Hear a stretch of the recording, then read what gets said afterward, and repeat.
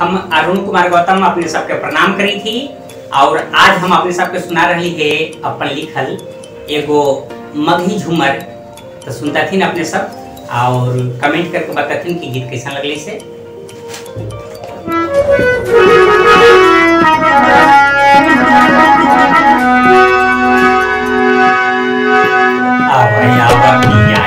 छोरी के नौकरिया अरे छोरी के नौकरिया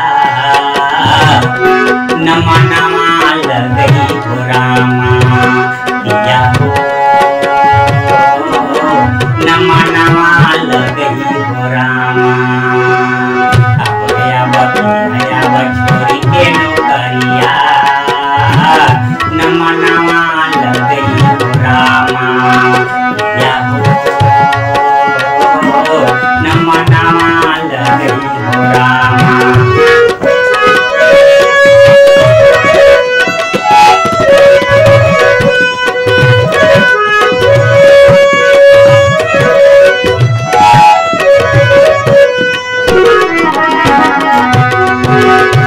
जहिया से गेला पिया तुहू परदेसवा कहियो न भेजल तूने तोरे सनेसवा। जहिया से गेला पिया तुहू परदेसवा कहियो न भेजल तूने तोरे सनेसवा। निया में देखहिला तोरे हो सपनामा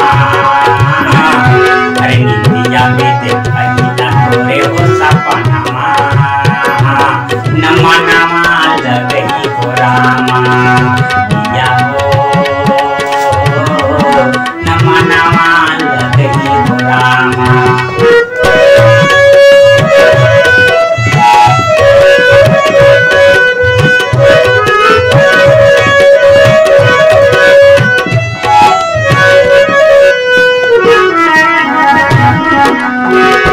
नहीं मोबाइल के नंबर बताएला नहीं मोबाइल पिया कीन के देला। नहीं मोबाइल के नंबर बताएला नहीं मोबाइल हमरा कीन के देला। कैसे करूं पिया तोरा से बतिया अरे कैसे करूं पिया तोरा से बतिया नमा नमा लगई हो रामा पिया हो नमा नमा लगई हो रामा।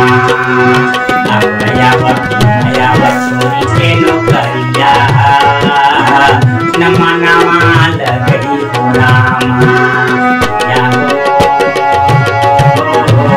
नमा नमा लगई हो रामा।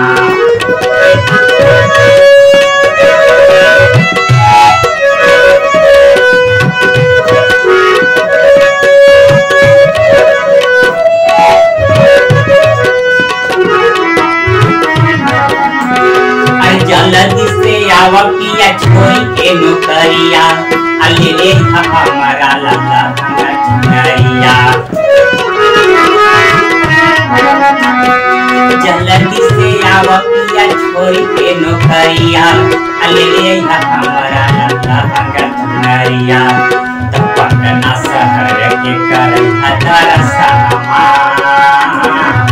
अरे पटना शहर के कर दरसनमा नमा नमा लगई हो रामा पिया हो नमा नमा लगई हो रामा। छोरी के नौकरिया अरे छोरी के नौकरिया नमा नमा लगई हो रामा पिया हो नमा नमा लगई हो रामा। राजा हो नमा नमा लगई हो रामा पिया हो नमा नमा लगई हो रामा।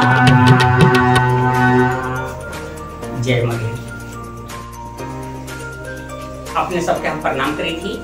अपने सब हमारे गीत के वीडियो देखते हथिन, गीत सुनते हथिन, तो लाइक करता थी और कमेंट करके बताते कि गीत कैसा लगले से, और फिर अपना यार दोस्त में सखी सलेहर के बीच शेयर करता थी फेसबुक पर, व्हाट्सएप पर, और फिर हमारे चैनल के सब्सक्राइब करता थी।